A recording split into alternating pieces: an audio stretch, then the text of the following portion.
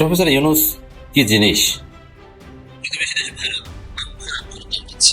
ইউনুসের ভয়ে ভারত কাঁপছে। অবাক হচ্ছেন? হ্যাঁ, আমি প্রমাণ দেখাবো যে ইউনুসের ভয় ভারত কি করছে। রাজনীতিতে অকল্পনীয় ঘটনা ঘটেই চলছে। নতুন ইতিহাস, নতুন অধ্যায়, 54 বছরের হিসাব নিকাশ এলোমেলো। দর্শক, এটা আর এখন গোপন রাখার কোনো বিষয় না যে এই জামাতের নেতৃত্বাধীন যে 11 দলীয় জোট ভেঙে যাওয়ার প্রধান কারণই হচ্ছে যে ইসলামী আন্দোলন, যার নেতৃত্বে আছেন চরমনের পীর মুফতি সৈয়দ রাজাউল করিম, তিনি আসলে বেশি আসন দাবি করতেছেন। তাদেরকে 40 থেকে 45টা আসন ছাড়তে রাজি হচ্ছে জামাত, কিন্তু তারা 70 থেকে 75টা চায়। এর আগে অবশ্য 100-110টা চাইতো। এখন এই জন্য আসলে দায়ী কে? সমস্যাটা আসলে কোথায়? দেখুন, জামাত জোট ভেঙে যাচ্ছে, এই শব্দটা শুনে যারা জামাত পছন্দ করছেন তারা হয়তো কষ্ট পেয়েছেন, গালাগালি শুরু করেছেন। কিন্তু বিষয়টা একটু বিস্তারিত শোনার পর যদি মন্তব্য করেন আপনাদের জন্য এবং সবার জন্য ভালো হয়। আমরা বিশ্বাসী ছিলাম যে ফ্যাসিস্ট হাসিনা পালিয়ে যাওয়ার পর বাংলাদেশের দুটো শক্তি দাঁড়িয়ে যাবে, এক ন্যাশনালিস্ট, এক ইসলামিস্ট।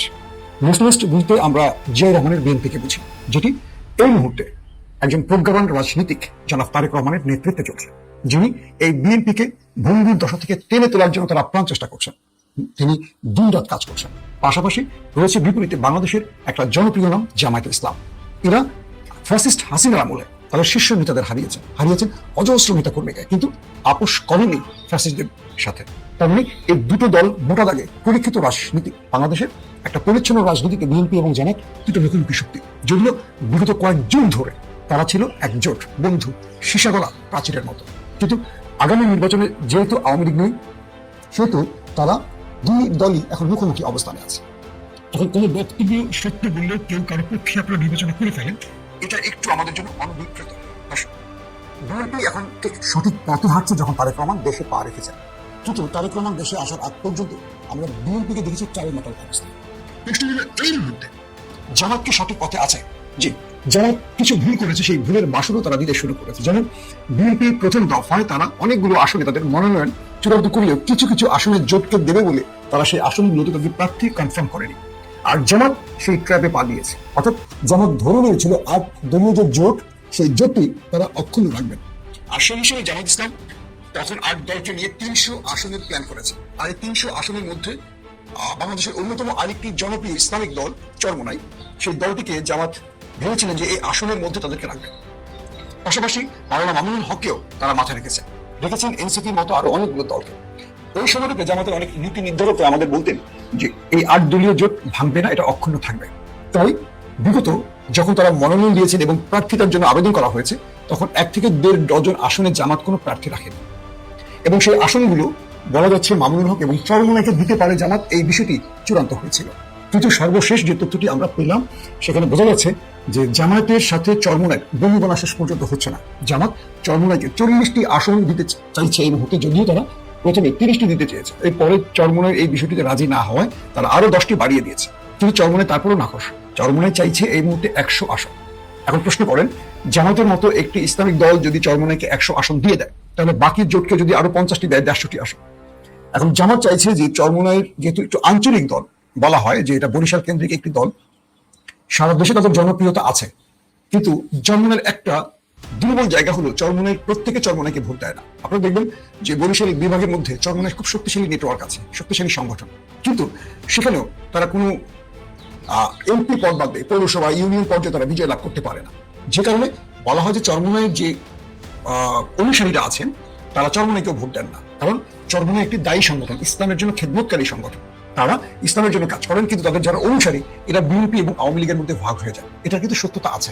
আমি এমন অনেক বিএনপিকে চিনি, এমন অনেক আওয়ামী লীগের লোককে চিনি যারা চরমোনাইকে ভালোবাসেন, অনুদান দেন, চরমোনাইয়ের মাহফিলে যান, চরমোনাইয়ের তালিমে যান, কিন্তু ভোটটা আওয়ামী লীগে দেন। কিন্তু জামাতের ক্ষেত্রে বিষয়টা পুরো ভিন্ন। জামাত ইসলামী এমন একটি সংগঠন, তারা তাদের ভোটের জন্য প্রয়োজনে লড়াই করেন, যুদ্ধ করেন, জীবন দেন, কিন্তু তারা কখনো বিপরীত ব্যক্তিকে ভোট দেন না বা ভোট বিক্রি হওয়ার সুযোগ দেন না। তো এই ক্ষেত্রে চরমোনাইয়ের সারা দেশে তাদের অনুসারীদের দিয়ে হিসেব করা যায় না আসলে প্রকৃত ভোট সংখ্যা তাদের কত। গেল একটা। দ্বিতীয় বিষয় হলো, জামাত যে আসনগুলো ফাঁকা রেখেছে এবং মনোনয়ন চূড়ান্ত করেনি বা সেখানে প্রার্থীরা আবেদন করেনি, এই আসনগুলোতে এখন যদি কোনোভাবে চরমোনাই বা মামুনুল হক চলে যায় জোট ভেঙে, জামাতের এই আসনগুলোতে কোনো প্রার্থী থাকবে না। এটা জামাতকে একটা বড় চাপে ফেলে দিয়েছে। এটা জামাতের একটি ভুল থেকে আমি বলবো যে জামাত এই ভুলটি করেছে। একটি কি বলবো যে এতগুলো জ্ঞানী লোকের সংগঠন, ইসলামিক আন্দোলনের একটা দল, তারা দাবি করছেন, কিন্তু তারা এই ভুলটা কি করে করছেন? তারা এরকম করতে পারতো যে তারা সেখানে প্রার্থী দিতেন, প্রার্থীরা পরবর্তী যখন জোট হতো প্রার্থীরা তাদের প্রার্থিতা প্রত্যাহার করত, কিন্তু জামাত এই কাজটি করেনি। তারা নিজেরা প্রায় 200 বা 250-র মতো আসনে প্রার্থিতা দিয়েছে, বাকিগুলো জোটের জন্য রেখেছিল। এই জোটের সাথে তাদের এখন বনি বলা হচ্ছে না, কারণ চরমনাইকে 100 আসন দিলে কোনোভাবেই এটা সম্ভব না বলছে জামাত। আবার চরমনাই বলছে এই 100 আসনে তাদের টার্গেট ছিল আরো বেশি, কারণ সারা দেশে তাদের শক্তিশালী সংগঠন আছে এবং তারা বলছে যে সেখানে তারা বিজয় লাভ করবে এমন সম্ভাবনাও আছে। তো এই থেকে এখন চরমনাই আর জামাতের মধ্যে বিরোধটা বেজে গেছে।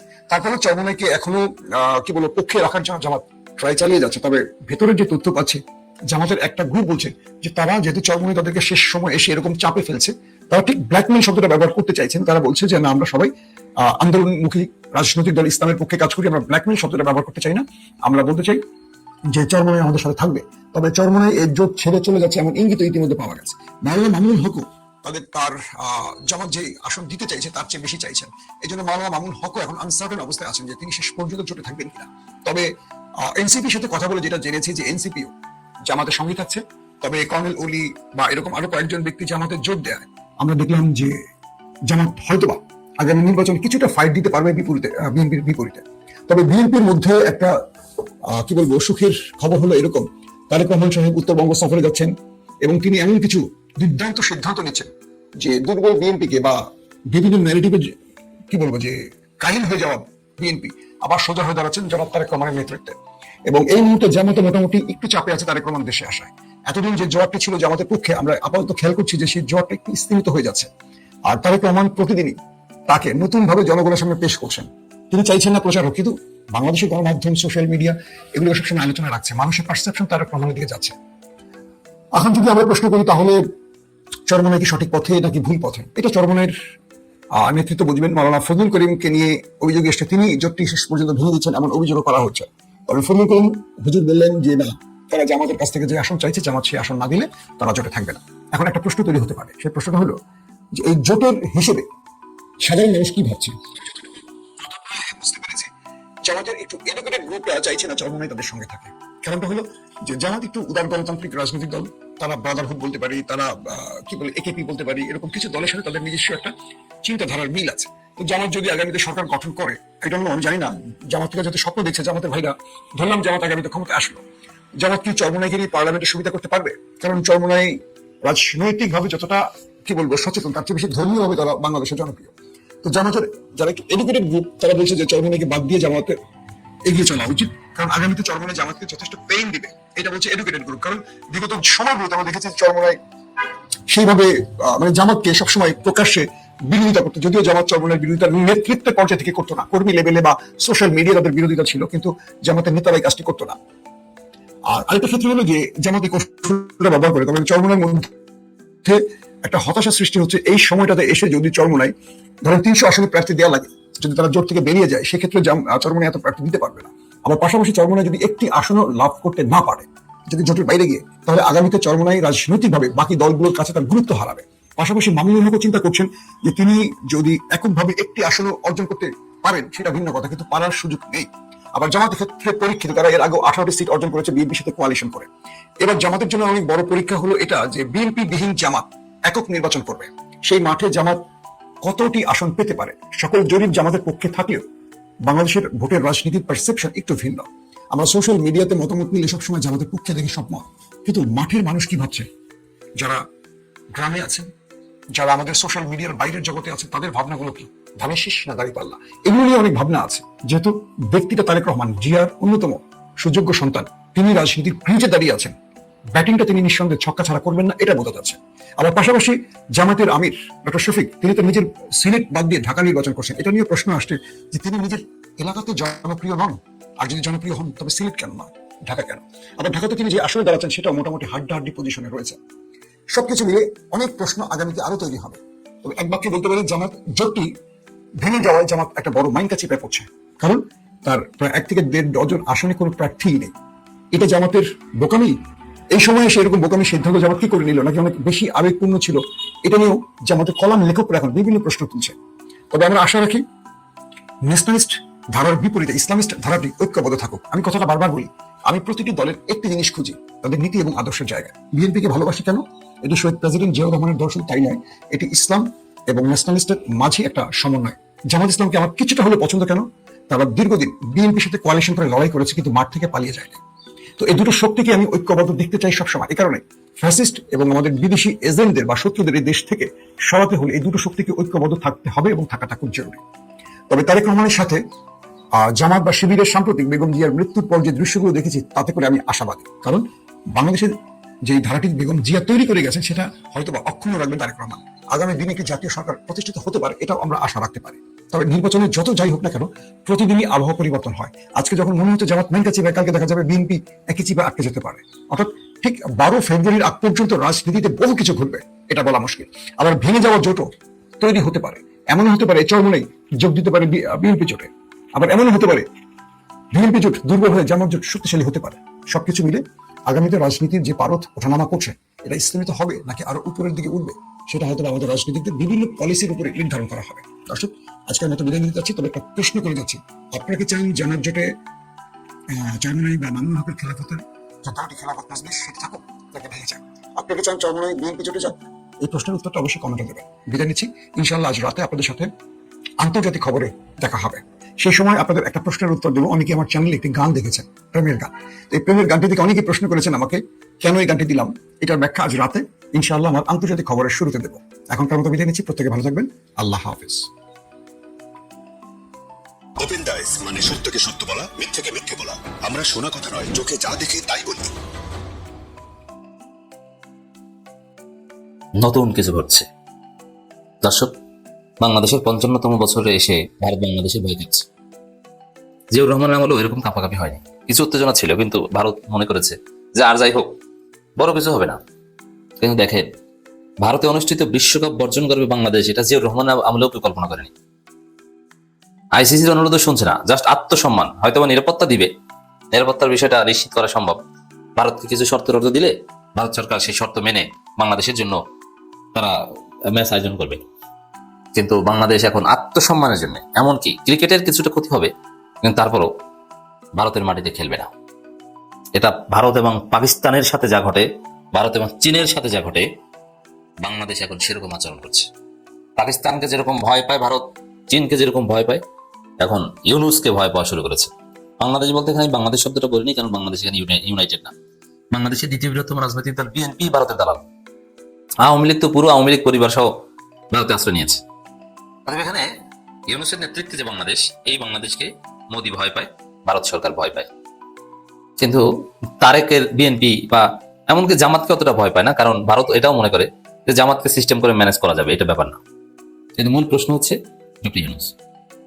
দর্শক, ইউনুসকে যে ভয় পায়, বা এই মোস্তাফিজুর রহমান ইস্যুতে বাংলাদেশ যতটা আঙ্গুল বাঁকা করেছে, যতটা কঠোর হয়েছে ভারতের বিরুদ্ধে, ভারতকে ভিসা কমিয়ে দিয়েছে, এমনকি কূটনৈতিক সম্পর্ক বা কূটনীতিকদের প্রয়োজনে নিয়ে আসবে, এই কথাও বলেছে। এটা ইতিহাসে বাংলাদেশের কোন সরকার প্রধান এবং জিয়াউর রহমান পারেনি। Only Yunus can do that, এবং হি ডিড দ্যাট। দর্শক, খবর, বাংলাদেশের 3 দিকে 5টি বিমান ঘাঁটি সচল করছে ভারত। এখন বাংলাদেশের 3 দিকে 5টি বিমান ঘাঁটি সচল করছে ভারত কেন? ইউনুসের ভয়। তাদের যে চিকেন নেক, 7 সিস্টার্স, এগুলো নিরাপত্তার জন্য। ইউনুস যেহেতু মাথা উঁচু করে কথা বলছেন, চোখে চোখ রেখে কথা বলছেন, এবং বাংলাদেশের স্বাধীনতা সার্বভৌমত্বের প্রশ্নে যেহেতু আপোষহীন, সে কারণে দর্শক স্পষ্টভাবে, জোরালো ভাবে যেহেতু কথা বলছেন, এবং বাংলাদেশ বসে থাকবে না। এখন ভারত এত ভয়কে কি মনে করেন? ওই যে হাসনাত আব্দুল্লাহ বলেছে যে 7 সিস্টার্স আলাদা করে দিবে, 7 সিস্টার শান্তিতে থাকতে পারবে না, আমরা শান্তিতে না থাকতে পারলে আপনারাও শান্তিতে থাকতে পারবে না। এই ভয়ে কি মোদি ভয় পেয়েছে? এইসব বিমান গাড়িটারি সচল করছে যে বাংলাদেশ কি নাকি করে ফেলে? না, শুধু এই ভয় না, এই ভয়ও আছে যে বাংলাদেশে এখন যারা ক্ষমতার দ্বার প্রান্তে, তারা প্রচন্ড ভারত বিরোধী, এবং যারা নিশ্চিত এমপি হতে যাচ্ছে, যে হাসনাত আব্দুল্লাহর যে কথা বলেছে, হাসনাত আব্দুল্লাহ জামাত জোটের প্রার্থী, তাদের ভারতের ভয় এটাও আছে, কোনো সন্দেহ নেই। আর বিএনপি তারা যাদেরকে দালাল হিসেবে সেট করেছে, তাদের খাওয়া নাই। জামাতকে দালাল বানাতে পারলে একটা কথা ছিল, কিন্তু তা তো পারে নাই। দালাল বানিয়েছে বিএনপিকে, যে বিএনপি নিজেরাই দিচ্ছে। ভারতের মূল ভয়ের কারণ এটা না, ইউনুসের পলিসি। ইউনুস, বিশেষ করে মোস্তাফিজুর রহমানের সাথে যে অঘটন ঘটিয়েছে ভারত, এরপরে প্রফেসর ইউনুস বা ইউনুসের সরকার, ইউনুস নিজে তো সবকিছু করবেন না। আমি ইউনুস বলছি ইউনুসের নেতৃত্বাধীন সরকারকে, ইউনুস বলতে ইউনুসের নেতৃত্বাধীন বাংলাদেশকে বোঝাচ্ছি। পাকিস্তানের পররাষ্ট্রমন্ত্রীর সাথে 2 বার ফোনে কথা হয়েছে তৌহিদ হোসেনের, পররাষ্ট্র উপদেষ্টার। চীনের সাথে নিয়মিত মিটিং হচ্ছে সরকারের, জামাতের, বিএনপির। অর্থাৎ দর্শক, পাকিস্তানের সাথে ঘনিষ্ঠ যোগাযোগ করছে, পাকিস্তানের সাথে বিমান যোগাযোগ, পাকিস্তান থেকে কিছু অস্ত্র টস্ত্র কেনার কথা বলছে। আর ভারত বাংলাদেশের সাথে কিছু অন্যায় করলেই পাকিস্তান থেকে ফোন দেওয়া হয়, ফোনটা দেয় বাংলাদেশের কাছে। মানে কি আলাপ হয়? সব আলাপ তো আর গণমাধ্যমে আসে না। মানে মোদির ব্যাখ্যা বা ইন্ডিয়ার ব্যাখ্যা, সাউথ ব্লকের ব্যাখ্যা, যে পাকিস্তান বলছে যে ভারত আপনার বাংলাদেশ ভাই, ভারত উল্টাপাল্টা কিছু করলে আমাদেরকে বলবেন, আমরা আছি, আমাদের সাথে তো এমনিতেই 2026 সালে একটা যুদ্ধ বাঁধতে পারে, অতএব আপনাদের সাথে কিছু বললে তখন খেলা দেখাই দেব। তো এই জন্য ভারত প্রচন্ড ভয় আছে। আর ইউনুস পাকিস্তানের সাথে এই যে কথাবার্তা বলার সিস্টেম করেছে, আয়োজন করেছে, কেন আয়োজন করেছে? এগুলোর কারণেই। অতএব অসাধারণ দৃশ্য। তো দর্শক, খবরটা একটু দেখেন যে কি করেছে ভারত ইউনুসের ভয়ে। এরকম আরো অনেক কিছু করবে। আসলে অনেকে বলেন যে বাংলাদেশ ভারত 3 দিক থেকে ভারত বেষ্টিত, ছোট্ট একটা দেশ, কি আছে? আমাদের সেনাবাহিনীও গুম খুনের সাথে জড়িত, আমাদের পুলিশ গুলি করে উত্তর দিকে যায়, দক্ষিণ দিকে। এরা ভারতের মতো একটা প্রফেশনাল সেনাবাহিনীর বিরুদ্ধে কি করবে? করতে পারে কিচ্ছু না। আমরা স্বাধীন দেশ। এই পৃথিবীতে জাতিসংঘ আছে, যদিও জাতিসংঘ এখন কার্যকর না। আমরা ভেনেজুয়েলায় হামলার মাধ্যমে দেখেছি, কিচ্ছু করতে পারেনি জাতিসংঘ। যুক্তরাষ্ট্র মানে জাতিসংঘ, ইন্টারন্যাশনাল বডি, এটাও কার্যকর। এখানে শক্তির বাইল্যাটারাল ফ্রেন্ডশিপ, এগুলো হচ্ছে শক্তির অন্যতম একটা উৎস। বাংলাদেশের সেনাবাহিনী যতই গুম খুনে জড়িত থাক, বাংলাদেশের পুলিশ যতই ধ্বংসা হোক, ভারতের বর্ডার হিসাবে পাকিস্তান আছে, চীন আছে। পাকিস্তান চীনের মাধ্যমে ভারতকে শাস্তি করা যায়, আর কিছু লাগে না। ইউনুস জাস্ট এই দুইটা জিনিস দেখেছে। পাকিস্তান চীনের সাথে আমরা যদি কালেকটিভ সিকিউরিটি এগ্রিমেন্ট করি, তুমি ভারত, তুমি ধ্বংসা আমার কাছে। বুঝতে পারছেন ভারতকে ভয় দেখানো কতটা সোজা? এটাই হয়েছে। এই খবরটা একটু আপনাদের শুনে তাহলে বুঝতে পারবেন খবর কি। ভারতের পশ্চিমবঙ্গ, আসাম ও ত্রিপুরার দ্বিতীয় বিশ্বযুদ্ধের সময়কার কয়েকটি পরিত্যক্ত বিমানগাড়ি পুনরায় চালু করার পরিকল্পনা নিয়েছে কেন্দ্রীয় সরকার। দ্বিতীয় বিশ্বযুদ্ধ যাবো সেই 1945 সালের কারণ। 1945 সালের পর এই প্রথম এই বাংলা ভূখণ্ডকে মনে হয় ভয় পাচ্ছে। কারণ 45 সালের পর তো এখন আর চালু করেনি, কিন্তু এখন চালু করছে। কেন? এখন ভয় আছে। বাংলাদেশ সীমান্তবর্তী রাজ্যগুলো আঞ্চলিক যোগাযোগ বাড়ানোর লক্ষ্যে এইসব উদ্যোগ নেওয়া হচ্ছে। ওগুলো তাদের রাষ্ট্রীয় গণমাধ্যম এভাবেই বলে, তারা তো আসল কথা স্বীকার করে না। কিন্তু দেখেন, বিশ্লেষকদের ধারণা মূলত শিলিগুড়ির চিকেন নেকের নিরাপত্তা আরো বাড়াতেই এমন উদ্যোগ নেওয়া হচ্ছে। কারণ এমন এক সময় এই উদ্যোগের কথা জানা যাচ্ছে যখন প্রতিবেশী বাংলাদেশের সঙ্গে ভারতের সম্পর্ক ইতিহাসের সর্বনিম্ন স্তরে পৌঁছেছে। এর মানে বাংলাদেশ রংপুর বিভাগের লালমনিরহাট বিমানগাড়ি পুনর্নির্মাণের উদ্যোগ নিয়েছে বলে জানা যাচ্ছে। এই বিমানগাড়ি ভারতের কৌশলগত স্পর্শগত শিলিগুড়ি করিডোর কাছাকাছি অবস্থিত। এই করিডোর চিকেন স্নেক নামে পরিচিত এবং শুরু এই বিমান উত্তর পূর্ব ভারতের পূর্বখণ্ডের একমাত্র সংযোগস্থল। এর মানে বাংলাদেশের ভিতরের উদ্যোগ, আবার বাংলাদেশের সাথে সম্পর্কের খারাপ, এই ভয়ে লালমনিরহাটে বাংলাদেশের বিমানগাড়ি সংস্কার, পুনর্নির্মাণ, এই সব ভয়ে ভারত এখন এইসব উদ্যোগ নিচ্ছে। বুঝতে পারছেন আশা করি। দর্শক, এটা আর এখন গোপন রাখার কোনো বিষয় না যে এই জামাতের নেতৃত্বাধীন যে 11 দলীয় জোট ভেঙে যাওয়ার প্রধান কারণই হচ্ছে যে ইসলামী আন্দোলন, যার নেতৃত্বে আছেন চরমনের পীর সাহেব মুফতি সৈয়দ রাজাউল করিম, তিনি আসলে বেশি আসন দাবি করতেছেন। তাদেরকে 40 থেকে 45টা আসন ছাড়তে রাজি হচ্ছে জামাত, কিন্তু তারা 70 থেকে 75টা চায়। এর আগে অবশ্য 100-110টা চাইতো। এখন এই জন্য আসলে দায়ী কে? সমস্যাটা আসলে কোথায়? দেখুন, সমস্যাটা আসলে এককভাবে কাউকেই দায়ী করা ঠিক না, বাট এটা আগে থেকেই আসলে এদিক ওদিক হয়ে গিয়েছে। এখন বিএনপি বড় দল, বিএনপি বেশিরভাগ আসলে নিজের প্রার্থীকে দিয়েছে, সামান্য কিছু আসলে ছেড়েছে জোট প্রার্থীদের, তাও কিন্তু বিশাল সমস্যা। জায়গায় জায়গায় বিদ্রোহী প্রার্থী। এই যে নূরের আসনে হাসান মামুন, এখন পর্যন্ত সে বলছে আমি দল আমাকে বহিষ্কার করুক, আমি থাকবোই। আরো আছে অনেকে, এটা ভোটের মাঠে দেখবেন। তো এখানে হিমশিম খাচ্ছে। আর যাদেরকে বিএনপি জোটে নিয়েছে ওরা বড় নেতা, বাট দল নাই। কিন্তু ওই হিসাবে কিন্তু জামাতের জোটের সবগুলো দলই মোটামুটি খারাপ না। এখন প্রথম কথা হয়েছিল জামাত ইসলামী আন্দোলন এবং ওই যে মামুনুল হকের খেলাফত মজলিস সহ তারা একসঙ্গে থাকাটা ইসলামী জোট হবে। কিন্তু পরবর্তীতে দেখা গেল যে এনসিপি কিন্তু সিদ্ধান্ত নিতে দেরি করে ফেলেছে। তারা একদম শেষ সময় এসে তারা বলেছে আমরা জামাত জোটে যাবো। তো এক্ষেত্রে আবার এনসিপি টা ধারণা দেখা দিয়েছে, কিছু দল ছেড়ে গিয়েছে, নতুন করে দল করবে শুনতেছি এখন। তো এরপরে আবার আসলো, যে এবি পার্টি মঞ্জুর, তারা আসলো, আব বাংলাদেশ আসলো, তারপরে কর্নেল ওলিরি লিবারেল ডেমোক্রেট আসলো। তো এরা তো ইসলামী দল না। এখন জামাত চিন্তা করলো যে এদেরকে নিয়ে তো ভালো, তাহলে একটা ইসলামী দল বলতে পারবে না কেউ। এখানে মুক্তিযোদ্ধা আছে, মেজর আক্তারকে নিয়েছে বিতর্কিত, আবার জুলাইয়ের যে শক্তি তারা আছে, এবং আগেও বলেছি আমি জরিপে বিশ্বাসী না। কিন্তু তারপরেও এই পর্যন্ত যে 5টা জরিপ এসেছে, সবগুলো জরিপে কিন্তু 6 থেকে 7% বা 8% লোক বলতেছে আমরা এনসিপি কে ভোট দিব, কারণ এনসিপি জুলাই বিপ্লবের পক্ষে শক্তি। একটা নতুন রাজনৈতিক দলের কিন্তু এটা একটা বড় প্রাপ্তি। খুব তারা ক্ষমতা যেতে পারবে না, বাট এই যে একটা নতুন দল, তরুণ পোলাপান, তাদের এই যে 7 থেকে 8%, এটা কিন্তু কম না। এবং প্রত্যেকটা জরিপেই ইসলামী আন্দোলনের 1 থেকে 1.5% বা 3% এর বেশি না। তারপরেও ইসলামী আন্দোলন 100 থেকে 120টা চায়, যেখানে এনসিপি তারা 30টা আসনেই তারা বলে ঠিক আছে আর দরকার নেই। সেখানে ইসলামী আন্দোলন তারা মানে এই বার্গেন করতে করতে শেষ পর্যন্ত 60 থেকে 65 বা 70টা আসনে এসে থেকেছে। এবং গতকাল রাতে যে মজলিসে শুরা সেখানে বৈঠক হয়েছে, সেখানে তারা শুধু এই আসন চাই না, ক্ষমতায় গেলে কে কোন পোস্ট পাবে, শাসন ব্যবস্থা কি হবে, এগুলো নিয়ে একটা বিস্তারিত বিবরণ চাই। দেখুন, এই ইসলামী আন্দোলনকে এবং খেলাফতের মজলিসকে আসলে রেখে জামাত ইসলামের জোট করা সম্ভব না। আমি আবার চিন্তা করেছি, বাট বলি নাই, কারণ জামাত ইসলামী চায় মডারেট ইসলামিক কান্ট্রি, এবং তারা অলরেডি আমেরিকা, ইউরোপিয়ান ইউনিয়ন তারা জামাত ইসলামকে সমর্থন করেছে।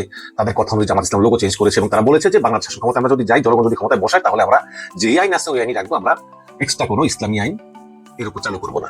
অথচ মুফতি রাজাউল করিম তিনি খালিদ মহিউদ্দিন সাথে স্পষ্ট ঘোষণা দিয়েছেন যে তারা ক্ষমতায় গেলে আফগানিস্তানের মতো ইসলামী আইন করবেন, এবং সেটা বাংলাদেশের মতো দেশে এটা এক ধরনের অসম্ভব বলা চলে।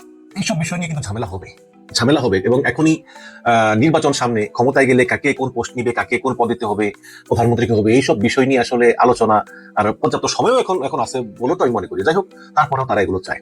জামাত বেশ কয়েকবার তারা নির্বাচন করেছে, এমপিও হয়েছে, একবার 18টা, একবার 3টা এরকম। বাট ইসলামী আন্দোলনের কেউ পর্যন্ত এমপি হয়েছে কিনা আমার জানা নেই, থাকতেও পারে 1-2জন, আমি জানি না। বাট এখন তারা এতগুলো আসন চায় এবং তারা জোট ছেড়ে বেরিয়ে যাবে। এখন আমার কথা হচ্ছে যে ভাই, ইসলামী আন্দোলনের লাভটা কি এখানে? আমি তো মনে করি যে জামাত জোট ছেড়ে গেলে ইসলামী আন্দোলন, তারপরে মামুনুল হকের খেলাফতের মজলিস, তারা একটা আসনও পাবে না। অনেকেই মনে করেন যে জামাত ক্ষমতায় না গেলেও কাছাকাছি খুব ভালো একটা আসন পাবে। আবার অনেকে মনে করেন ক্ষমতায় যেতেও পারে, কারণ নির্বাচন আরো 1 মাস বাকি আছে, ভোটের মাঠের মতি গতি তো বোঝা যায় না, আওয়ামী লীগের ভোটগুলো ভাগ হয়ে যাবে, কিছু জামাতে কিছু বিএনপিতে। আমি এখনো বিশ্বাস করি যে ইসলামী আন্দোলন কোনো ফ্যাক্টর না। যদি জামাত ইসলাম এবং এনসিপি দুইটা এক থাকে, এবং সঙ্গে এবি পার্টি আছে, মোটামুটি আছে, তারপরে লিবারেল ডেমোক্রেটের কর্নেল ওলি আছে, এরা সহ যদি এরা এক থাকে, তাহলে ইসলামী আন্দোলন কোনো সমস্যা না। কারণ ইসলামী আন্দোলনের ভোটটা ওই বরিশাল অঞ্চলের দিকে বেশি, আর বাকি সমস্ত অঞ্চলে একটু ছড়িয়ে ছিটিয়ে আছে, বাট কম্বাইন্ড না আর কি। এখন মুফতি রেজাউল করে চিন্তা করছে যে সোহরাওয়ার্দী উদ্যানে জামাত ইসলামের সমাবেশে যেই লোক হয়েছে, আমার সমাবেশে তো একই লোক হয়েছে, কিন্তু ভাই ওই একই লোকই তোমার সমাবেশে গেছে, জামাত ইসলামের সমাবেশে গেছে, কারণ তারা মুসলমান তো এই জন্য পার্টিসিপেট করছে আর কি। বাট তার মানে এই না যে তারা তোমার ভোট দিবে। তো এইসব চিন্তা করে ওই সোহরাওয়ার্দী উদ্যানের লোক সমাগম দেখায় সমস্ত বাংলাদেশে ভোট করা এত সহজ না বিষয়টা। তারপরেও শেষ পর্যন্ত পর্যন্ত জামাত এখন চেষ্টা করে যাচ্ছে যে তার সমঝোতা করা যায় কিনা। তবে কিছু ভুল আছে। জামাত ইসলামের ভুল হচ্ছে তারা কিন্তু বিএনপির মতো 300 আসনেই তাদের প্রার্থীর মনোনয়নপত্র জমা দিতে ছিল। পরে যদি সমঝোতা হয়ে যেত তাহলে উইথড্র করে ফেলতো। কিন্তু এখন যদি ইসলামী আন্দোলনের সঙ্গে সমঝোতা না হয়, বা জোটে না যায়, বা নির্বাচনী সমঝোতাটা না হয়, তাহলে ওই ইসলামী আন্দোলনের প্রায় 12-13টা সিটে অতি বিশ্বাস করে জামাত সেখানে মনোনয়নপত্র জমাই দেয়নি। হ্যাঁ, এখন যদি ইসলামী আন্দোলন জামাত ইসলাম না থাকে, তাহলে তো সমস্যা। তাহলে জোট থেকে বেরিয়ে গেলেও কিন্তু ওই জামাতের কোনো প্রার্থী নাই, ওই জায়গার ভোটগুলো ইসলামী আন্দোলনে যাবে। এটা কিন্তু ইসলামী আন্দোলন জানে, এবং এই কারণে তারা এখন পর্যন্ত মানে চিন্তা করে যে অন্তত 10-12টা জায়গায় তো আমরা ইয়ে থাকবো, সেখান থেকে 2-3 জন এমপি হলে খারাপ কি, এই একটা ব্যাপার। এটা জামাত ভুল করেছে। এখন জোট না হলে সেগুলো তারা উইথড্র করতো না, তাহলে কোনো জামাতের প্রার্থী থাকতো। এবং জামাত ইসলামের মাথার কথা ছিল যে ইসলামী আন্দোলন কিন্তু জামাত ইসলামের রাজনৈতিক সংগ্রামের সঙ্গী নয়। গত 15 বছরে জামাত ইসলাম যে নির্যাতন সহ্য করেছে, তখন কিন্তু ইসলামী আন্দোলন শেখ হাসিনার সঙ্গে মিলেমিশে বিভিন্ন ভোটে অংশ নিয়েছিল, এবং বলেছিল যে শেখ মুজিবুর রহমানের ফ্যামিলি নাকি ওলিয়া উলিয়ার বংশ, ইরাক থেকে এসেছে। যদিও তিনি ইউটার্ন নেন, ওই যে একটা সিটি কর্পোরেশন নির্বাচনে তার ঘুষি মেরে মানে একটা ফালে দিছিল নাকি, তখন থেকে চরমনায়ের পিছনে একটি ইউটার্ন নেওয়া শুরু করেন। বাট গত 15 বছর তাদেরকে আমরা শেখ হাসিনার সঙ্গে সমঝোতা করে চলতে দেখেছি। এবং ইসলামী আন্দোলন জামাত ইসলামের অন্তত 2-3 মাস আগে থেকেই একটা নির্বাচনী সমঝোতা সাথে ছিল, কে কি ধরনের সরকার চায়, কে কি চায়, কে কোন চায়, এগুলো নিয়ে একটা মিনিমাম একটা 2-3 মাস আগে একটা কথাবার্তা বলে তাহলে এই সমস্যাটা হতো না। যদিও আসলে পরবর্তীতে এই এনসিপি এবং আরো একটা দল সাথে সমস্যাটা বেড়েছে, এটা আসলে জামাত বা ইসলামী আন্দোলনের কারোই উপরই দোষটা দেওয়া যাবে না। এবং এনসিপি কে তো নিতেই হতো, তাই না? তাদেরকে বিএনপিও চায়, সুতরাং একটা ডিমান্ড আছে। চরমোনাইয়ের একটা ইগো আছে, তারা দল যাই হোক না কেন, তারা কারণ নেতৃত্ব মেনে নিতে চায় না। তারা মনে করে জোট হবে, জোটে আমরাই সেরা হবো। কিন্তু জামাত ইসলাম তো অনেক বড় দল, এবং এই এনসিপি জনসমর্থনও ওদের চেয়ে অনেক বেশি, বিভিন্ন জরিপে প্রমাণিত। কিন্তু ইসলামী আন্দোলন সবসময় চায় যে তারা মানে গায়ে মানে নাতনি মরণ। অথচ জোট করলে কিন্তু ভালো মন্দ বুঝতে হয়, শুনতে হয়। জামাত ইসলামও কিন্তু অনেক স্যাক্রিফাইস করেছে, তাদের প্রতিটা আসনে একজন প্রার্থী আছে মোটামুটি যে দাঁড়াতে পারে, বাট অনেক নমিনেশন উইথড্র করে নিয়েছে এই জোটের কারণে। কিন্তু চরমোনাইর তারা এই ছাড়টুকু দিতে রাজি না। আমি মনে করি যে জামাত ইসলামের সবচেয়ে বড় ভুলটাই হচ্ছে ওই 12টা আসনে মনোনয়ন জমা না দেওয়া। এখন যদি এই 12টা আসনে এনসিপির কেউ মনোনয়ন জমা দিয়ে থাকে, তাহলে হয়তোবা সেখানে তাকে জামাত সমর্থন দিতে পারে। কিন্তু আমি মনে করি যে যদি ইসলামী আন্দোলন নাও আসে জোটে, তাহলে ওই এলাকায় ইসলামী আন্দোলনের ভোটগুলো শেষ পর্যন্ত জামাতেই চলে আসবে বলে আমার বিশ্বাস। কারণ পাবলিক মনে করবে যে ইসলামী আন্দোলনকে ভোট দিয়ে লাভ নাই, জামাতকে ভোট দিলে অন্তত তারা বিএনপির সঙ্গে একটা হাড্ডাহাড্ডি লড়াই করতে পারবে, এটা আমার মনে হয়। এবং আমি মনে করি যে যদি ইসলামী আন্দোলন এই জামাত জোটে যোগ না দেয়, তাহলে বড় ভুল করবে এবং তাদের একটা আসন পাওয়ার সম্ভাবনাও নেই।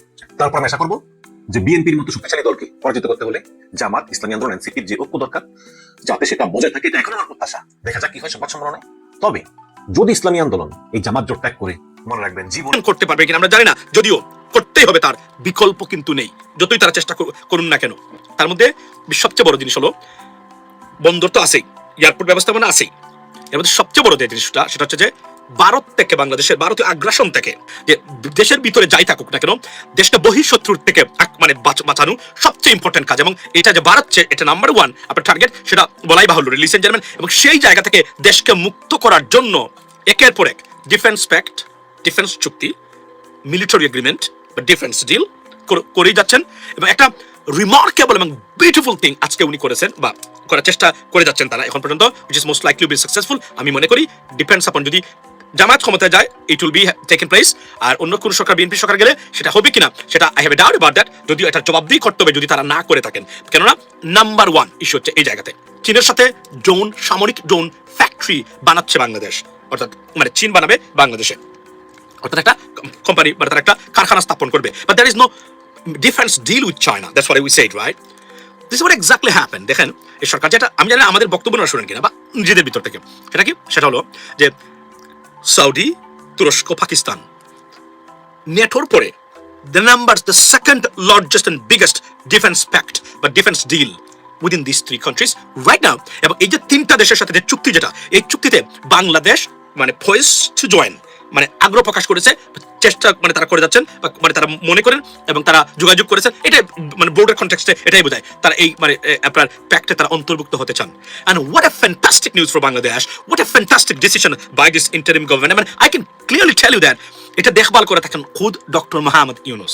বাংলাদেশের অস্তিত্ব, স্বাধীনতা, সার্বভৌমত্ব রক্ষার থেকে যদি আপনি রক্ষা পেতে চান এবং প্রোগ্রেস এন্ড পিস এস্টাবলিশ করতে চান in Bangladesh, the biggest challenge is how you can tackle Indian আগ্রাসন নাও। নতুন খবর হচ্ছে যে পাকিস্তান এবং সৌদি প্রতিরক্ষা জোটে তুরস্কের পাশাপাশি বাংলাদেশও সদস্য হতে যাচ্ছে। এটা আমার কথা না, এটা টাইমস অফ পাকিস্তান লিখেছে এবং সেখান থেকে অনুবাদ করেছে বাংলা পত্রিকা মানব জমিন। আমি একটু পড়ে শোনাই। লিখেছে, পাকিস্তান, তুরস্ক, সৌদি প্রতিরক্ষা জোটে যোগ দিতে পারে বাংলাদেশ। টাইমস অফ পাকিস্তানের রিপোর্ট। জাতীয় নির্বাচনের পর বাংলাদেশ উদীয়মান পাকিস্তান, তুরস্ক, সৌদি আরব প্রতিরক্ষা জোটে যুক্ত হতে পারে, এমন জল্পনা ক্রমশই জোরালো হচ্ছে নির্বাচনের পরে। চুক্তির খসড়া চূড়ান্ত করতে, দেখুন, চুক্তির খসড়া চূড়ান্ত করতে 2 দেশ একটি যৌথ প্রক্রিয়া বা মেকানিজম গড়ে তুলেছে। 2024 সালের আগস্টে আগের সরকার হাসিনা সরকারের পতনের পর এই প্রক্রিয়া আরো গতি পায়। পাকিস্তান ও বাংলাদেশের মধ্যে সাম্প্রতিক উচ্চ পর্যায়ে সামরিক যোগাযোগ এবং পাকিস্তান ও সৌদি আরবের মধ্যে বিদ্যমান কৌশলগত পারস্পরিক প্রতিরক্ষা চুক্তি এই আলোচনাকে আরো তীব্র করেছে। এই খবর দিয়েছে online Times of Pakistan.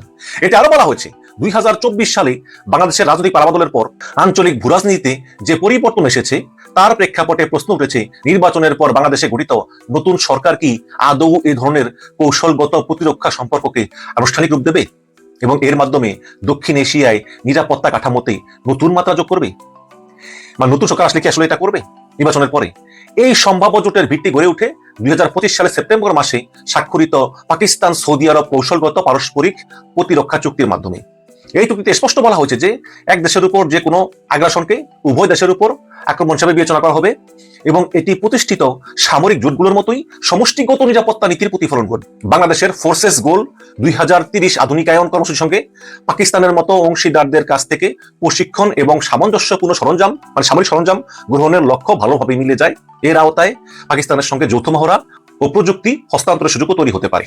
Times of Pakistan লিখেছে যে এই উদ্যোগের প্রভাব শুধু বাংলাদেশে সীমাবদ্ধ নয়। প্রতিবেদনে বলা হচ্ছে অন্তত 8টি দেশ পাকিস্তানের সঙ্গে অনুরূপ কৌশলগত ব্যবস্থায় আগ্রহ প্রকাশ করেছে, যা পাকিস্তানের বিস্তৃত প্রতিরক্ষা কূটনীতির ইঙ্গিত দেয়।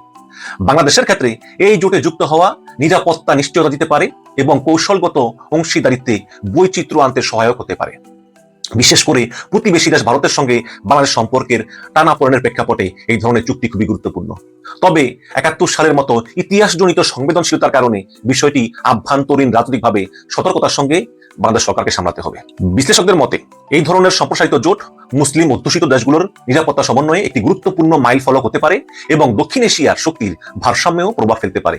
যদিও এখনো এটি আনুষ্ঠানিকভাবে 4 পক্ষীয় কাঠামো নয়, মানে বাংলাদেশ, সৌদি আরব, পাকিস্তান এবং তুরস্ক আনুষ্ঠানিকভাবে কোনো হয়নি, তবুও সন্ত্রাসবাদ দমন, প্রশিক্ষণ এবং প্রতিরক্ষা উৎপাদন মানে অস্ত্র উৎপাদনে অভিন্ন স্বার্থ ভবিষ্যতে আরো গভীর সহযোগিতার দিকে ইঙ্গিত দিচ্ছে যে বাংলাদেশ, পাকিস্তান, সৌদি আরব, তুরস্ক ভবিষ্যতে কঠিন বন্ধু হয়ে উঠতে পারে।